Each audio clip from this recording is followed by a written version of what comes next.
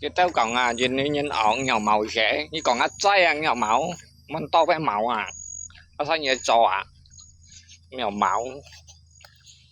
hả ấy còn nhìn nhìn nhỏ màu còn ở dưới lệ xanh đó mày khi bay hả mày thấy còn nhau vậy hả ngay theo hiểu với trồng ngay tao hiện hiểu ngay theo với khẽ trồng ngay tao hiểu sân hồi vô trò như chờ hẻm không này sang chỉ các còn bay ra kiểu ế dòng hay mày đó như tao tao cũng tin như này chơi này theo mồi như tao ở đây dịch vụ vườn ở đây cũng tin như này chơi ở đây với theo với mũi nhưng sẽ cho con những tia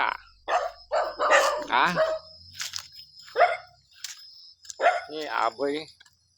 1 bulan ganti kerja berapa kali ini kong tiaunya nih ini curi aja bawa ada malam king apa kabar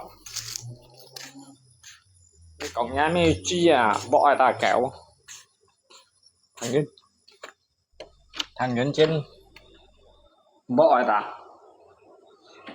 siapa dạ khen ê sẵn tay đó hồi dâu đó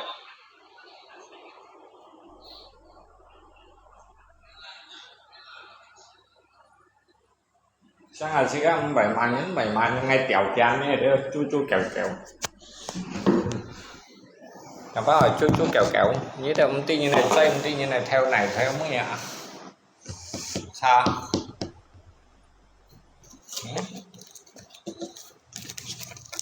ngay tập tất cả tôi sẽ yếu lọ mó lọ chân bùi yếu gì phần nào không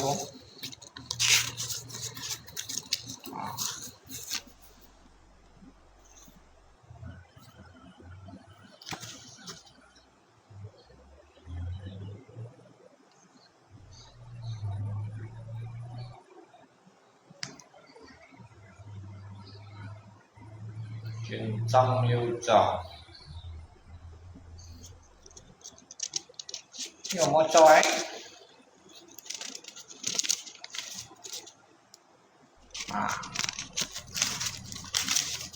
nhiều món cho ấy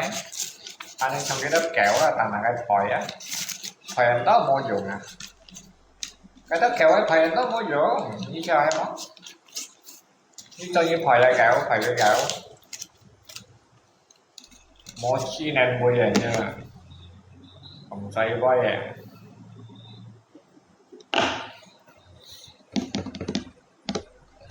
hay chỉ được sẵn tay cái phút như là sử dụng ảnh đó lấy ở dưới dùng sẵn tay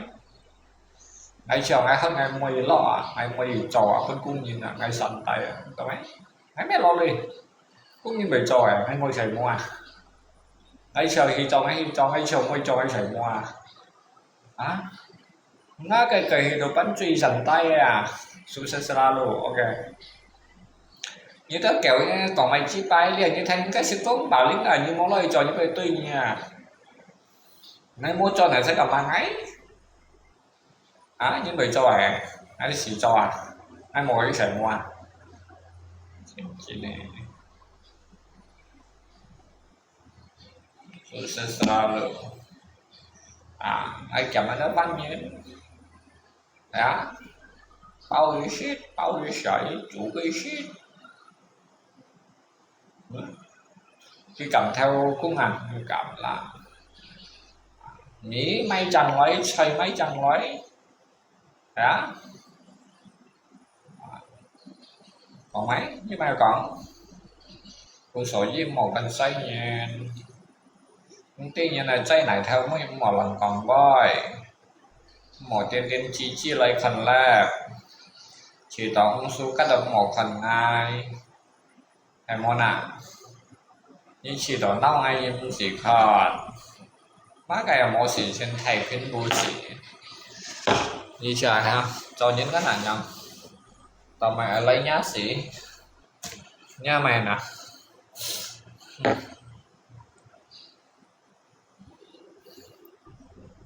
Ngay hết đỏ họ hết à lý xếp ngay nhìn xếp đồ dưới những ngay cầm tiền à lia nhìn nữa đó các anh nhìn chạm nhìn này ở trong hai xong nhìn ba được con chèn à vũ à hết đầu thật phát à phải này kiếm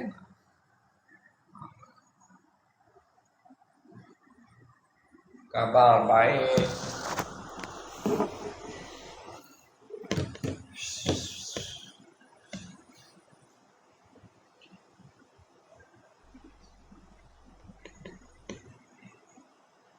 trả định giờ được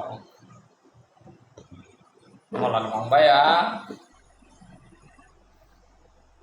trả định giờ đó trả định mati à trả định giờ đó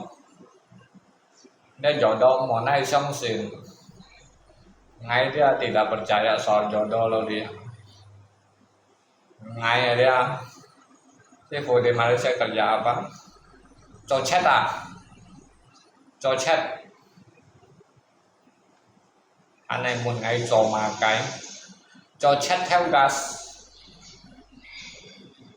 ok à một nữa ngay cocet theo gas theo ảo cổ cắt răng theo liều đèn răng ok à còn những ngay phiền như này lấy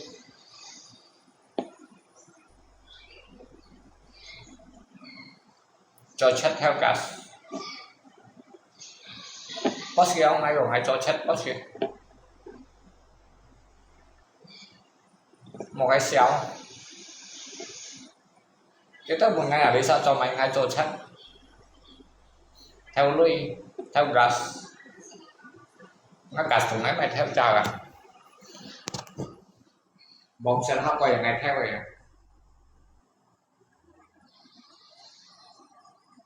người ta bom mà một theo nó sáng cùng hay theo rồi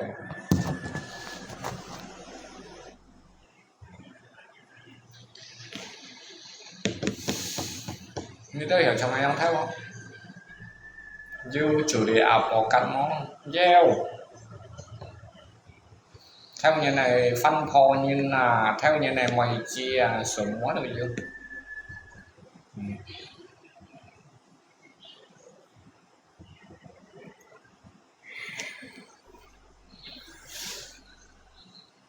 cho nhân hỏi chiều họ kiểu mày cho lấy cho chat lấy theo đúng si nhà đã được một chỉ đặt cho nhân nó mỏ lăn si ra lăn si ở một dọn gì như dùng à cho nhân trò lăn si may nhưng mình trò nhau à hả hãy ra được trò gì ạ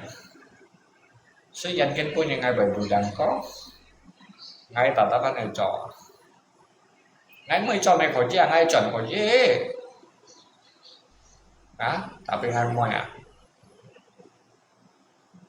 ngay chiều ngay tân sao trò yêu shit yêu trò yêu shit yêu chiều ăn hỏi được đó bởi shit như này phản nhóm chiều miền bởi shit chiều miền phản à hẹn áp phản như tao như shit à sao nhà lấy shit đó như shit đó ai trong nhỉ à sầu hay à đấy à tại vì cho những vấn nhân giống anh mọi gì xí chỉ cái sản ra là chỉ cái hiểu tôi sẽ đeo à chỉ cái hiểu chiếm xí đây như nào một tên nó vấn nhân gan trong à một tên nhâm dạo ấy là giống gì cả hả như hiểu thì cho đeo lấy xí à cái tiêu bây giờ cho đi đâu lấy xí à cái tiêu mà trong thầy cái tiêu gì à cái tiêu chỉ cái tan sao bây giờ thì xịt rồi cái tiêu mà một tiêu nem kèm con nhiều à cả lâu cái thu thải cái hiểu cái chim xịt đó bởi vì cái chim xịt đó tiêu xịt một em nhiều à cái mấy thu thải cái xịt cái mấy đồ lọ chỉ xịt cái nhiều chim cũng cái mấy xịt đâu à hả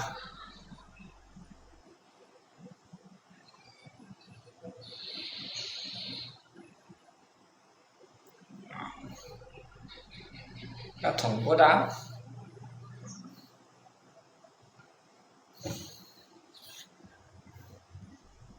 cho sẽ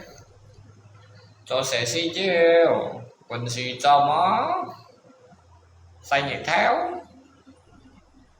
，trong bằng có ai bình sĩ á một cho lòng cái chèo lửa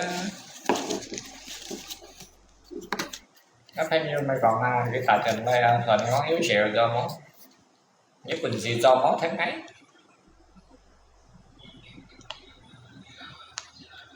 các hãy giờ mà cái cách vui có như chơi chơi xíu với phân trò trong những bình sĩ mà lại thải được chơi dòng bóng mà những bình sĩ mà một cho các bạn một bình sĩ đó à cho món lấy giờ lấy vậy gần món lấy giờ lấy ai dạ nhóm hết ngay đâu cũng nhậu như tôi sẽ như chuẩn lấy về món ban tuần xem cái lò chả là căn gì mà na món bạn ai chơi một ngày bây giờ là đi ngày sau bốn ngày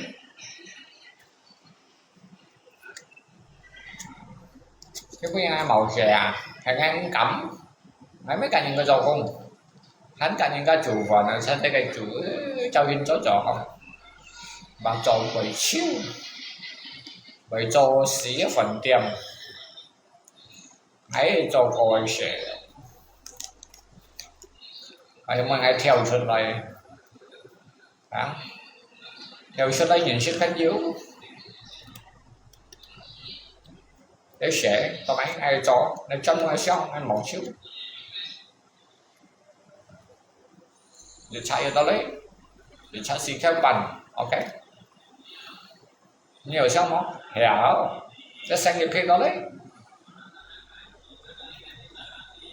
hiểu theo sang không hiểu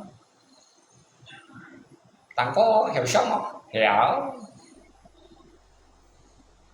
ngay hiểu mới còn hiểu như con ngáo như chụp cứu ông mèo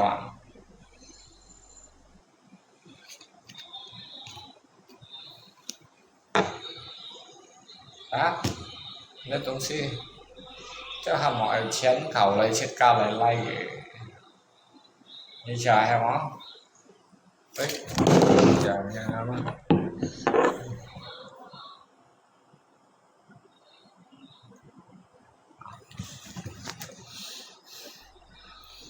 ngay nghèo ấy mới còn giàu tập sự bằng hạt co hay lắm khai mày gì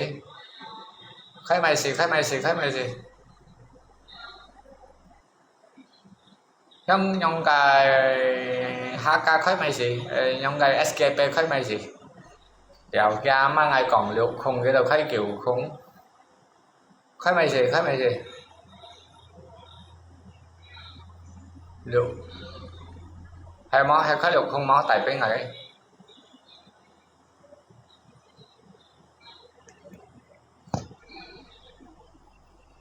khai shit không cái phù mà lắm hay mày sự không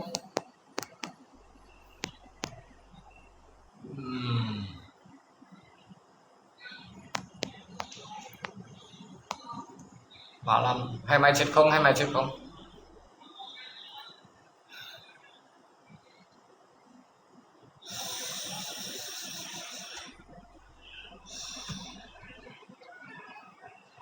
kiểu không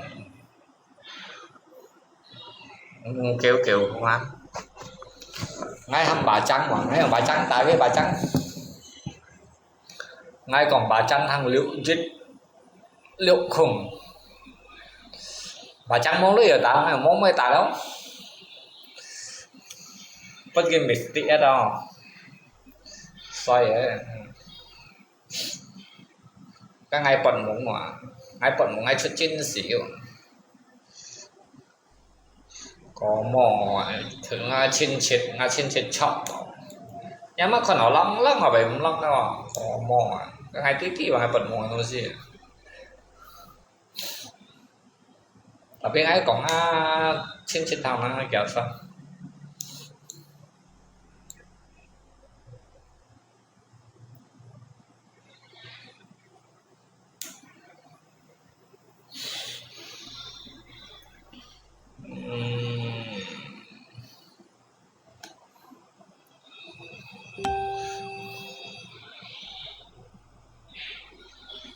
san tao lấy con này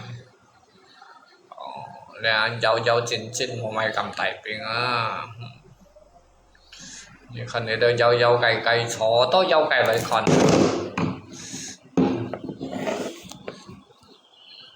chó to dâu cày à dâu chín này con này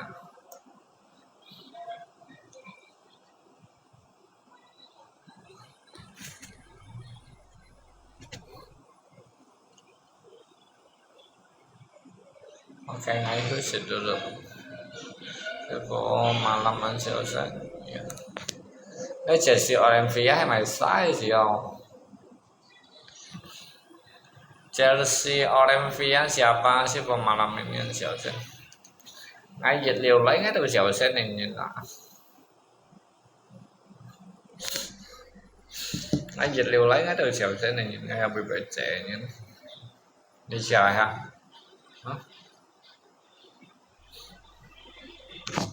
saya manusia juga salam dari Pontianak salam dari Pontianak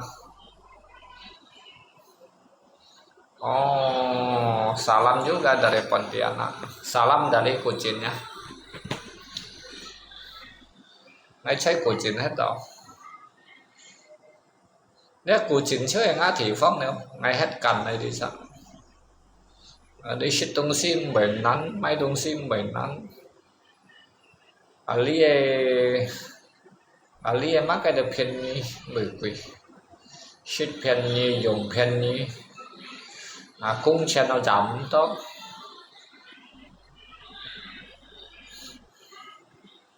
chúng cung xe chỉ giảm tốt ngày trò xin ngày tận tôi lưu cái sang ngày trò họ ngày dịch hạt kem xí ngày tôi lưu tapi mau pian tetap pun nyenda kerja sampai mati kamu ini cổng nih G à cho đều xỉ ni cho đấy aja ăn lại dừng heo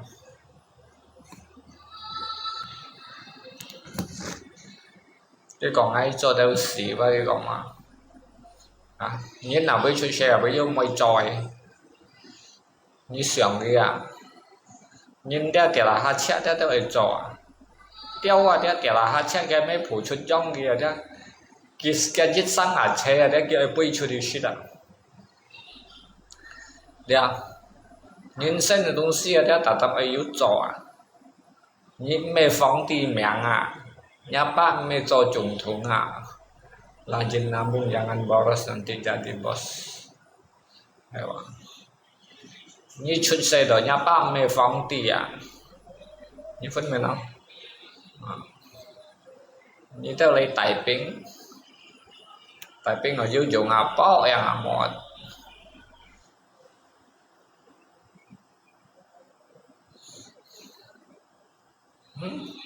ngày mày cho ngày vô xe ngày đã bắt phải số nhân à ngày khỏi gì mày cho ngày một số nhân em muốn à ngay sân miệng ngay khỏi sân Phật xây à ngay gì như nó ra ngay đầu du lũ à mới còn ngay chó chuyện chi này nói xỉa với xa này ngay kẹt phân mấy kẹt ông tây ngay một phiền nhà ngao lưỡi ở đây ngay một phiền nhà nó cả sai mà ông đó cao độ ông tây lũ một bè chỉ cái yang cầm dần thiên yang cầm dần thì cái miệng được thiên tặng quỷ linh chinh là tại ha phú lý chinh để nó phú lý chinh nhưng mà cái như được chiêu đấy một kinh phu nhân ngày mới xỉu nhớ mà ngỏ họ còn ngay hệ và sẽ phụ như bật tường đấy吧 nhân sinh này东西yêu mấy hay một là asa pin on ngày yêu trò ngày yêu shit chứ họ ngày mỗi tả liên sắp đeo liên kiểu đó anh tùy ngay yêu phân dâm gì nè nhìn cái cổng tật tới từ ngày 7 tuổi yêu phân dâm như là tuổi thầy theo ca mỏ ấy thầy theo ca lòi mày đâu gì nè hả ai khăn chỉnh ngay ai gặp mày à ngay ơi chốt chọn ngay đầu yêu à chơi mì lý ra ngay đầu yêu đều à cá theo cá mòi à một cá chọn đi chim ngay ngay giờ theo cho cái đầu giờ theo chim ngay ngay chỉ đồ chủ cá mòi đó là mò gì xì cái còn ngay trẻ ngay phiền nhiều máy cái còn ngay sầm kia cái một cá piao này nói chim ngay mấy đồng sĩ về shit làm ngay cái bộ cái có ngay tình cảm căn cái mẹ lý sư phân giản nhưng mà thế cái sự các phân kêu thọ đó trên chính này chọn nó xem khổ cái có ai theo trẻ vậy cái cho cái bệnh ngà hết thì một biển nó cái còn nào sao mau phân chim ngay còn liệu sao mau phân chim mà ngay còn cái thằng mà là bắt quay biểu này là ngay chốt chọn ngay đâu còn nhiêu đâu à vậy không ai mỏi ngay xỉu phồn ngay sân chim tổ lưới lòi yang penting ngay xỉu phồn ra một cái mô tiểu đó chi lưới sân chim tổ lấy sân một cái chi mô tiểu đó屁是啦，保上鸡掰得来屌，很有苦nha，cái屌ông tây lỗ, má cái dây rồi ô chiêu屁，cái còn mấy xì vô hàng này cái ngày kinh cô lì như tao theo kinh mày sợ là nhận câu lọ phò, vô băng bọt, lọ phò vô nằm, hay là theo chạy ăn chi ăn xin theo kiểu đó ấy gì quần sĩ khi mà bọn chúng có leo chúng tại hiện đấy nhưng sim nan chơi được水nan了山中有七树世上冇七星tiếp theo đi ngõ chèn giờ là thiên chế tiểu sĩ nhà này chỉ như lại con mày chỉ bái nhà là chủ kẹo nhìn cho đi bốc bèn kiểu chăm tại mặt nhìn nếu sẽ bốcประมาณนั้นnó chuyển nói là như con ngay có chung kết như nào ngay mấy cái phỉ đầu có lo ngay bút như con chung kết đó con kia bút như con cái phân tải thiền bút ngay một ngày bụi tại vậy ngay sập ra bút như con sư phụ như em như tao mày muốn cái mày chi bái cái câu để lọ cũng này nhưng mà nghe mày chơi tả lý tỏ bằng thế đó các câu để lò cũng ngày nhân được ông sĩ giàu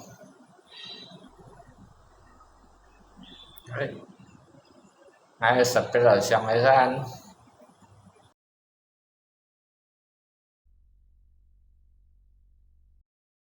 còn cái đây ngay cái câu điểm đó mình vô học bài dung này là thì theo cái khẩu thiền nói anh mang lại chụp giá ngay còn ngay hanนี่什么意思ngay còn ngay han là như một cái khẩu anh có cái còn cái món mày khẩu là cái lý bay nhà nhân khẩu đâu một thế nào là chung cạnh mồi chơi cái mồi bảy anh chăng theo ngay còn你不要想我没有想你ngay còn我在这里做工我有智慧我打电话给你可以吗可以没关系kiểu phân cảm tưởng ngay mà你怎么样你嘛ngay做点事要么ngay怎么样睇事講ngay聽不懂ngayขึ้นเอา懂順你喺度ngay講cho nó xíu lý giải như kia một khẩu lèo nhà máy chung cảnh mà nhá giờ đều chiêu cái xây chung cảnh đó nó cái lấy Malaysia ngay còn như mang ngồi lên ngay mang yêu khí phỉ ở nhị như ngay còn ngay mang yêu khí phỉ ở nhị như sẽ phỉ như là nhiều nhưng muốn cái mày chi bái ở làm việc các ngay gì thảm lo như thế như sẽ phải băng các tuần cho đỏ đấy nhưng muốn mày thải lên xuế muốn ở các môi ở đây như sợi môi ủa xinh什么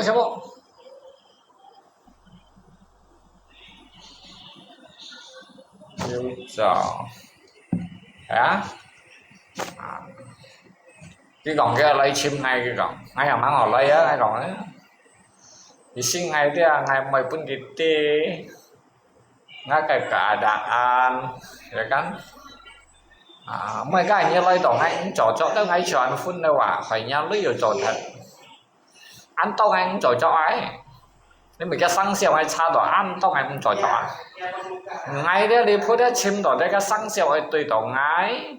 có lý cái sáng như thế cái xì chăng như thế ai hấp đồ ngay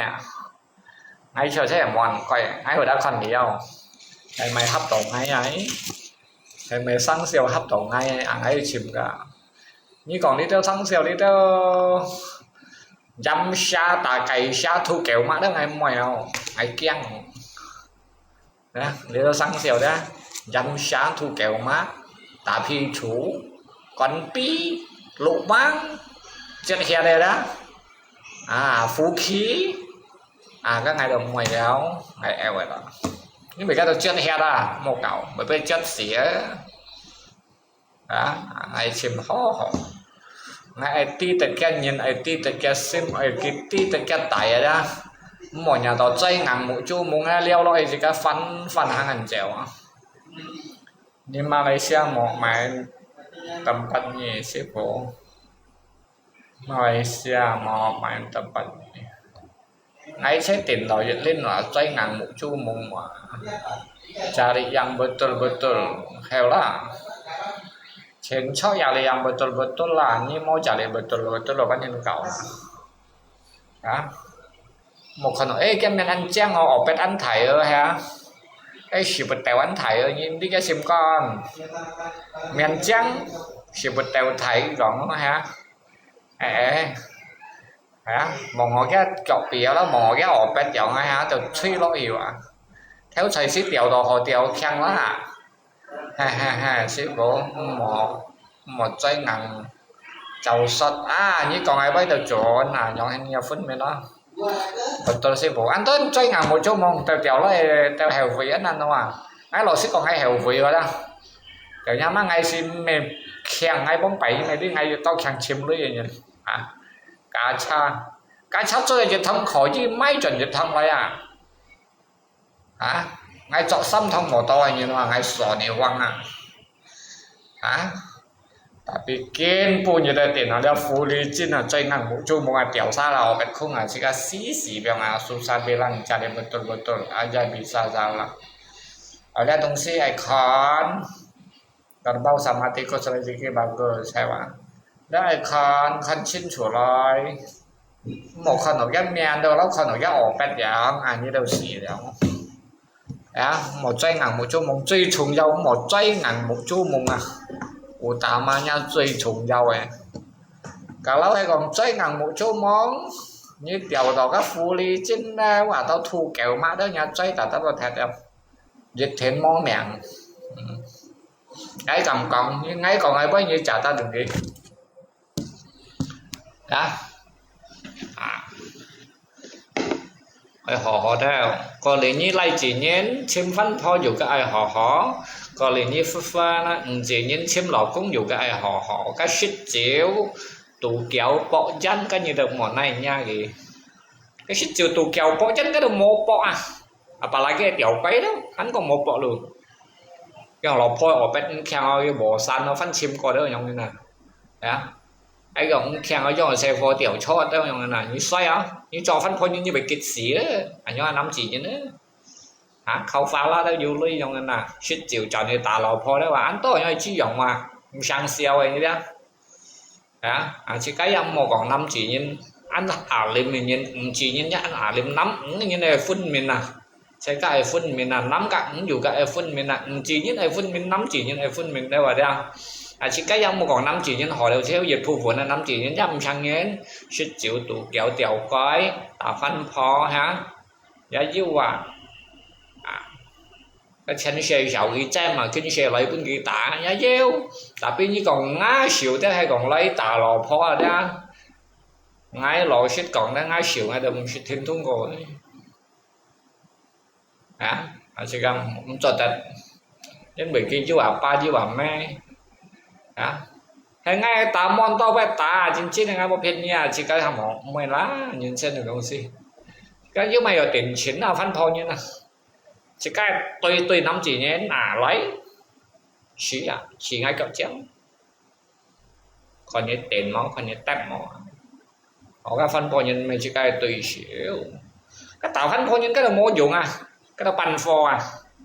phân phối nhân như mèo tạt là như chơi những số cách như ban chuẩn cái mẹ chứ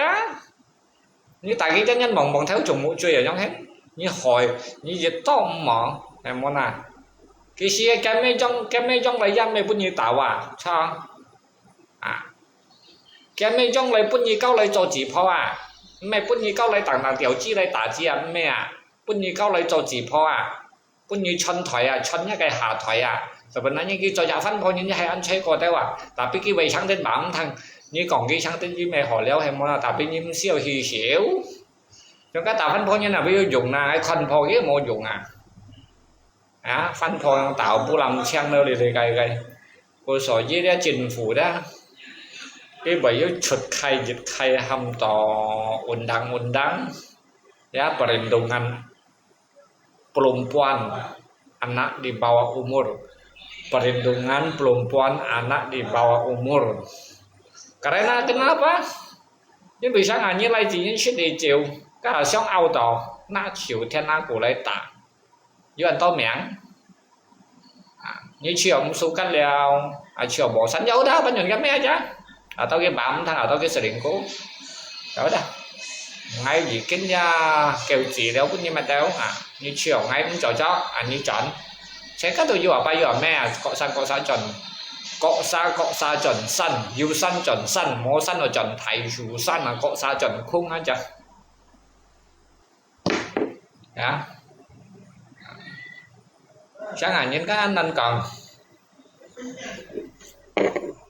cho nên như đây con máy ngay mong như đây con này bút bèn là giống mong đâu như nga mong thì các trò như này sẽ đó các thiên phó hấp bản sĩ hình兄体phó hấp thủ biển kim兄体最重要係要phó hấp兄體最重要係要禮儀兄體最重要係相鬥兄體最重要的một có cụ có yêu già yêu ai chỉ是的金元宝冇家冇爱只是的属于的流边草有字真正的金元宝冇字冇影响新鲜兄弟姊妹都以少少分破公婆都含到以报复然後嚟以報復兄弟姊妹都以少少你那個兄弟姊妹啫人kiểu啲就嗌兄弟姊妹人kiểu就冇文蛋你分明啦係咪以少少係分破先以報復叫咪你一追掉射theo cái làm sao ở trẻ vậy ta cái係咪以報復cái報復bao trang cảm thấy sao còn vậy ta cái gì xí nhau你分明啦兄弟姊妹係指少數分破就含到以報復佢長乜嘢了掉到唔強了 goodbye ini geser ini buka ada tadi banyak betul ini buka ini dah jauh betul kamu buka ini sana ini sana ini ini sana ini di sini ini oke tadi ini bisa kan macam mana kamu bikin ini yang siapa buka ini nih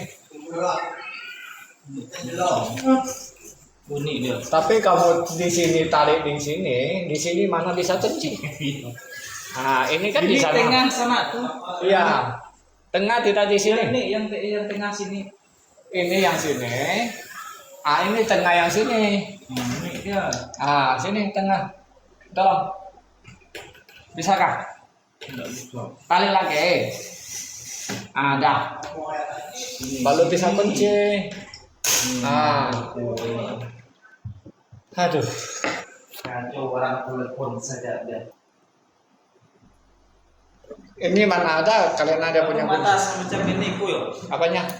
Kena mata itu grand tadi itu. Kenapa bisa kena krem? Saya tidak pakai kacamata, motong sing itu. Aku punya mata susah nampak malah bisa. Suruh abang kau yang terang-terang itu suruh dia pakai korek itu, pakai kain.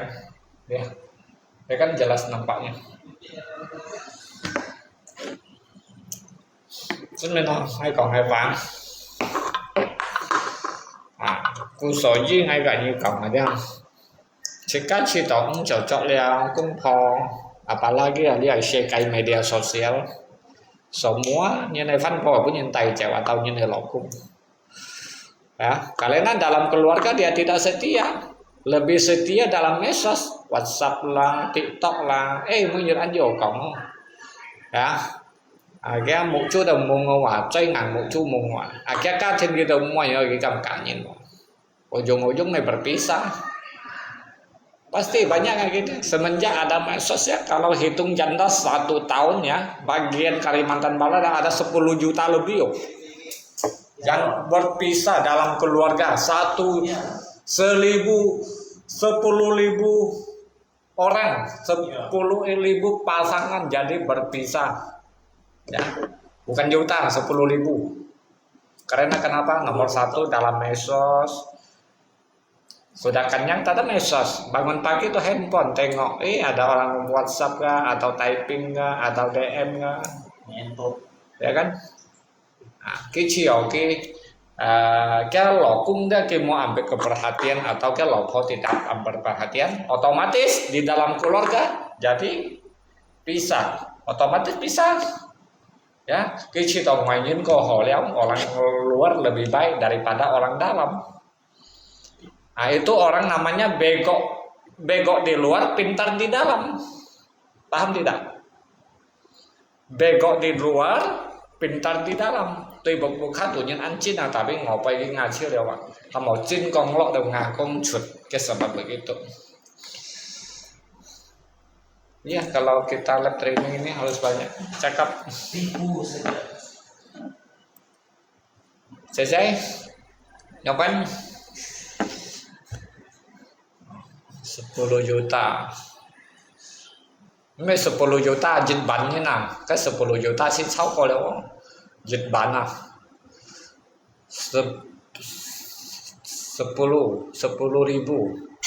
10.000 orang bercerai ya. Dalam keluarga berpisah ada, antor ada, dịch nyantong chung ada. Gara-gara apa? Gara-gara media sosial salah dipergunakan. Sangat salah dipergunakan. Hati-hati main media sosial. Nên media sosial ada họ pun những cái dùng mau dùng tờ lai phone, mau dùng tờ lai pun khai. Hewa 10.000 orang, hewa 10.000 orang mah, 10.000 orang pun khai. Mau menyadari thiên sanh ha, ngay đâu mau tiền đồng ngay ảnh nhau như bà đồng ngay oi mày. Ya.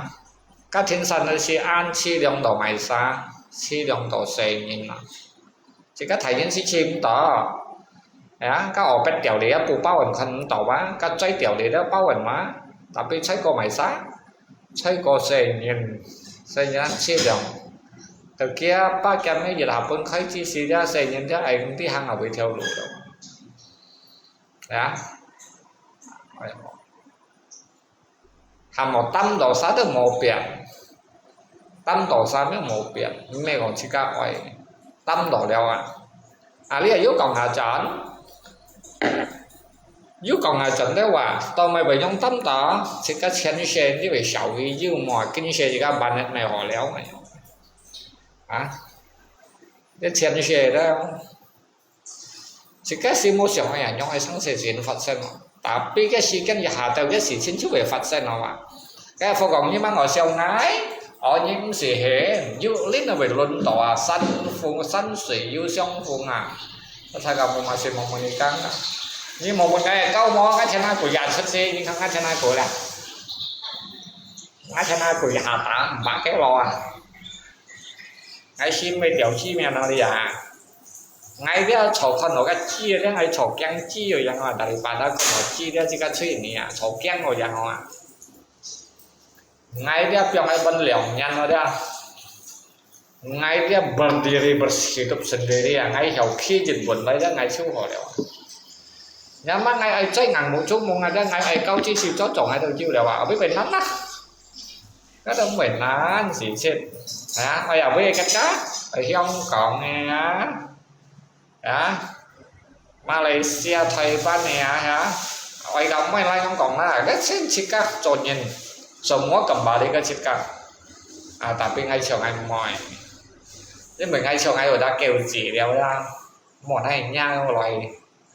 ngay chém xía xoay mũ xoay hồ xoay không thì chỉ ngoài yêu loài thì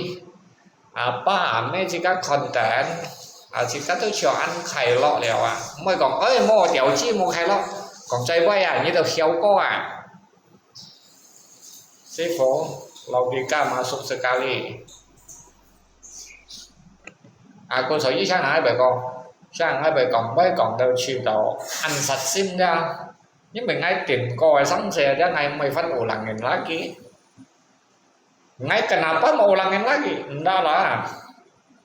ăn xong xin à mang câu chi gì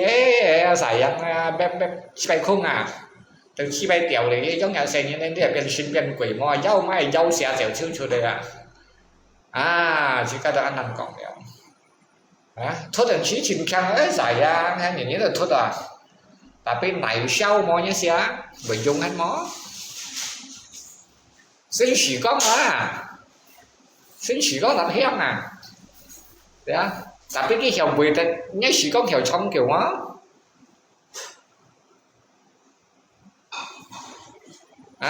Hải Đông Vong như một cái bị sự chỉ có nó bắt tầm hai hạ phèn như vậy Hải Đông Vong ăn kẹt đó bên nào nên chỉ cái yêu cầu là chọn tí nhân một tí sim mà như tí đổi cái nhân như bên tí cái sim là trong bóng bảy trong à nhân xin trả lý bài đầu cao leo à nổi nha mỏ xẻ cái nổi nha mỏ kim mà đấy cái xe màu chay ngàn một chỗ món cái xin ngầm chân nhé nhà này chân thế chân xịt cả như hay một cái phô còn cách chỉ phao đó cái chỉ phao vẫn biểu hành tân nhớ phổ như là món khách kia chơi cái là vẫn bị bao không còn nên đi bị bao nhớ phổ như đâu chơi chót bao nhiêu là cần cái hiệp bao rồi dùng mày bao nhí bao đó như mấy một chat nó mạnh tiền nó giá apalagi như câu như này dành đó như sẽ thành sự gió mà quần xì mà mang tiểu cái chi gì quần xì xây chủ ai theo trình trong tiền tổ xí ai ở luận chứ nữa ai ở ăn phun nữa ai ở theo hiểu không tổ như còn hát chơi thế nào của tại nhà miền ceritanya fakta sih bro cerita aib sendiri mang tiểu đầu chi gì nhà nó xề phó xăm chẳng ai được quần gì cái thứ nhà nào cái bé kim em còn nó bé đúng không tao xuất lý chi gì ai ở xỉ ở dân bọn theo lùa tao mua mày họ đâu vậy nhất sổ phê tạo thấy muốn những người tao lấy tao chén phụ chảy mạng mạng mấy tí đó tại như câu đầu cái chén phụ như chú đi chiêu đó cái một chú tại khác là gì nhiều đó cô sở với mang tệ chi mang hăng chi gì đi theo lùa đó những ai xẻo họ lấy xem là ra nén kẹo hàng đi theo lùa tao nén kẹo hàng đi theo lùa nhưng mà ngày kinh cổ ngày tôi phun mình đều mà cả nhà kinh phun hết ngày tao mày khẩn xin chủ lấy có lý lẽ xăm liệu kiểu đó khó năng dữ dằn cả đây nó bóng bảy đó ngay mà lão anh xăm liệu kiểu 369 ngay khâu cái quả như xí xăm được kiểu môi mà khá chín chùa đó xăm được kiểu cháu đó cái khủng phu chỉ lấy con đó một cái kia ao giống khi đầu nhiêu liếng khi đầu kẹo cái khi đầu thù héo khi đầu cái chu khi đầu xá má khí tò lò chú lò phú khí tò nó lò phú khí tò heo đó cái khí ở thủ kenapa chứ còn là tao chẳng sáng hà chính các trò nhân đeo mỏng phụ xỉn một trái ngàn một chút mong mai mày đi trong ngày nhân bóng phải chủ các cái độ nhân 7 ngày còn như tháng xăm liệu kiểu thể chất thức trong kiểu cả lại nói cái thầy xăm thầy liệu thầy kiểu hấp sen lọ hấp sen lọ平時苦合生羅平時苦合生羅你係啲話tao mấy xăm liệu kiểu xăm hắn nhiều cả giống kiểu liễu ship nhí ship ship bát nhí ship dịch thấy không như hậu xanh đó cả bánh khắp hay còn những dầu xanh dòng tả lít ní mẹ dòng hình dòng bóng bày ngáp cả ngáp mấy khi này một bóng bày nháp cả nháp mấy khát nãy chín hay bóng bày những cái một còn liêu phân đi sang về bà là cái liều đấy nhân liêu phân như bụng khá mồ xích như lấy chọn này na bụng khá tôi dụ xích của sở chứ đều xe phổ cao chút hiện ra như tao lỏng như là đó những cái thằng chín tao cái cầm xích cá dầm mà đó cái cầm tìm cá họ là đó như ai cũng gì bụi hay rồi như mỏ nhín pha treo tao quỷ pha leo chứ còn là chẳng lý hành như ai chỉ là cái như lượng xa相关的东西như lượng xa cảm nhận的东西lượng bánh hâm sân phủ lắm trên những cái cá thiên như thế ở quỷ hay như một lúng quỷ lòn kẹo lúng quỷ lòn kẹo ý xí nhưng mà đó lúng phỏ đấy nhưng mà đó lùng phổ nha mày đâu tao lùng phổ nha lại đâu những người lọp như này câu tại sĩ như một phân câu có cái tham một lùng mà như cho lọ những chìm mà trong bóng bài nhân cô sổ với ăn sầu lý phân cả đây na cái mày chỉ câu ăn to lên xẻo đi hai cái chỉ cũng ngày cai hình phải lý hả như cho như câu là câu ship nhỉ chắc kiểu như cô với cái mày chỉ ăn chiến lạc phải xẻo đi bằng sendiri gagal menikah Sifu pintar bicara ya kan nhưng mà còn ai pintar bicara ngay memang gagal ngay emang ai gagal đấy mấy trận những thứ mày gagal thì dịch tidak saling pendapat thì nhỉ dịch sang nhân từ dịch sang ngắn sẽ cá từ ngắn từ hiếu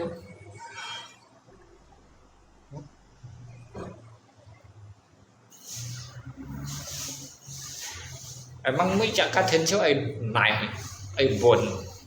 tao mày kinh bao nhiêu chỉ cái dịch theo lưu lòng chỉ nhưng anh phong này phong gì thằng anh mô chủ pha được phép chủ chạy mô chủ pha được phép chủ chạy như thằng gì vậy Sifu udah pengalaman Leo ngay jelas ngay memang pengalaman tapi ngay cách mua lần này cái nào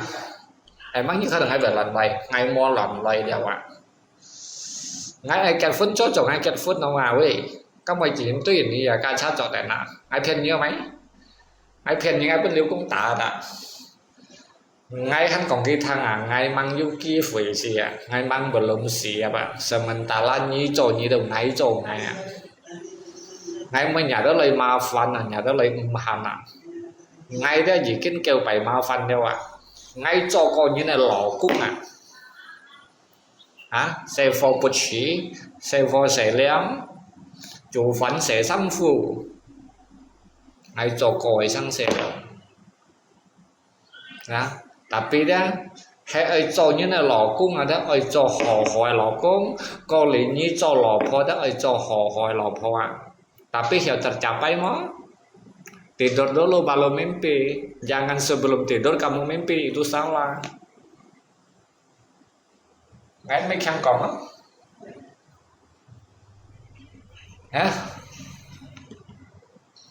ngay từ kinh còi tung xì ra đi theo lụa ra ngay mà nó ngày hai này trên năm triệu đỏ xi nhông chìm ngay gì cái tiêu xi nhông chìm bây chưa có kèo thèm đâu tuổi giá giao cho truyền thông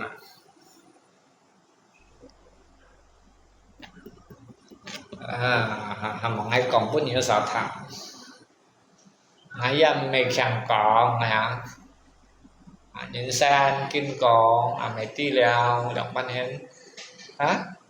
cái chơi ngành mỗi chỗ mong tiểu chi thải bóng kinh nhân luật thân sáu trò phân ba chuẩn cao dịch chặt vì sáu trò về luật thân chứ phân cao cổ liền phân cao điểm xăm chặt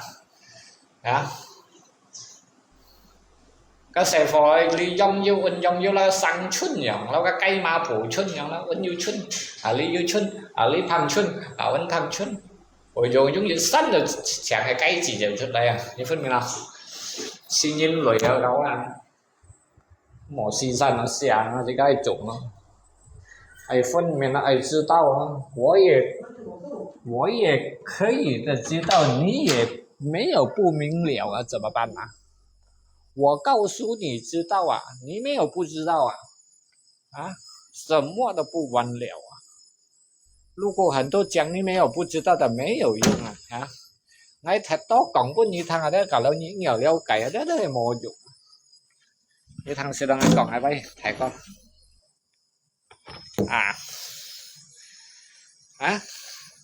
ngay sò điều khoáng ngay dòng ngay bùn sĩ冲ngay sẽ ngay hiểu trò khen ngay sẽ ngayอยู่ngay hiểu trò buôn bù sẽ ngay hiểu trò ngay cái máy buôn bù sẽ ngay hiểu trò gì nhưng ngay hiểu gì ngay cái sẽ dòng ngay được hiểu nhưng bởi cả là cái apa nam nhân bạ dòng họ suy xin mong bạn như còn năm trong bạn sử dụng hồ suy xin đã bị phiền chất trò chết ở mùa này trò mày còn ở như này cái bài như còn ở em một chút phung nghỉ lấy đâu trò chết ở mùa trò như cầm trò chết ở đó như tôi theo thầy chủ tao đòi dịch phu như tao kêu leo hả tao ham một thầy chủ chết tao ngay cầm theo đó ngay mày thấy đó xây chủ ngay theo chính phủ ngay theo chính phủ ngay giả có là ngay theo chính phủ cả nó ngay chồng ngay mới chồng nhân ngay chồng chính phủ nhưng bởi chính phủ hay chồng lấy ngay dù cái chồng đấy đó và nhau như đó bà vô nhau nằm ở cũng như phân mình sư phụ như sành gạo như mà dầu cái sành gạo như đó như ngay còn với đó như mà là xa căn ngay sẵn nó như nó như siêu đã xa là kawan như chỉ tao lấy thang ngay còn ngay cho chết ngay một theo xây chủ ai thì chứ ngay theo chính phủ tao ngay chém ngay tao chồng chính phủ chém cái to chứ thả chém mà chém to mà chồng xây chủ như chém ngay tao mày chơi bà là cái khẩn là khẩn túng rồi nhá bác mày chưa bạn còn chen thay như chảo đi cái đó xây chủ ấy chết cũng chỉ chết cái đó ăn xẻo đi sao hay ngay cho chết ngay đó thầy chuối xây chuối mày tại biết chỉ có một theo chỉ cái nhìn men theo chính phủ con nào bây giờ bắt đầu con nào cái con to luôn cái con cái bây giờ con hỏi ngay trước mình cái sim gì cái xem mình cái sim gì như mình nó ký hiệu xin như là trong cái nào đó như tôi yêu cái tiền nó lót cái lùng rồi đó cả lâu như chậm khi cái mang như là xin như là trong cảng nhưng bởi cái con phẩm gì lúa ta ăn thải con xong phủ xong nào tại đây cái tua MBG chứ bộ cái tua MBG đó ayo cái nhớ sáng sớm mùa này trò trên phố sáng sớm mùa này trò MBG cỏ độc xí và vậy chứ như không ai cỏ độc xí ngay đâu mày cái gì cỏ độc xí cái yếu xí là nhân viên xí xít vào những tí cái sinh nhân bên này lưỡi ba dạ sang cho để bún nhiều hả cho chỉ dạ em bê cái tại vì như sự nhân bên này lưỡi sinh như chọn tao mấy ăn khổ đâu mọi chuyện nhân men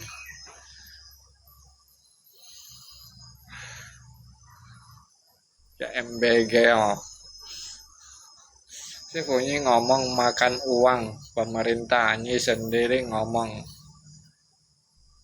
như thằng xịt bay mà chính phủ đóng bán hen mình là như thế nào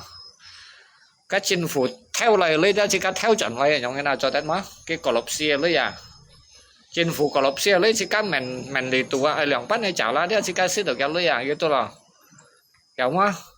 呢個火鍋綠絲啊，你啊，你啊嗌識嘅啊，你曉嗎？你啊嗌民眾生社本佢做啊晒嘅女啊，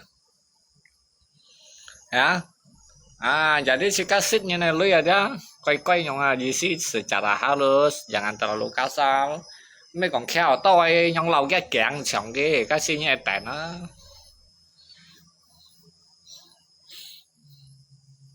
anh có cả con phạm vi đôi kiểu nào chứ cái cả như tả hà bết tơ sần này như đâu cũng đi mà cái dồn xì loay rồi hả terima kasih penontonnya hadir trong ai đi hết đó ấn chen rồi nè ấn chen khi cái đầu dưới còn sợi mũ leo mền tôi sang sề chào chàng cái sát nào đi sao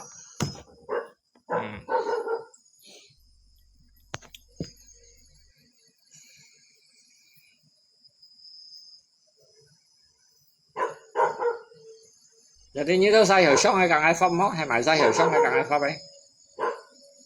ai khỏi với bún nhiều sao sống đi Malaysia đi mua thằng họ nhìn nhầm kín rồi có liền ngay hết lia thì phong nó muốn mùa muốn rồi đó cái sánh tủ mùa muốn rồi sánh tủ mùa muốn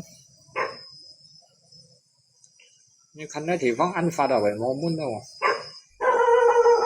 phải mày say gì à kẹo đi bắt tiệm mà dân đi chết tiệm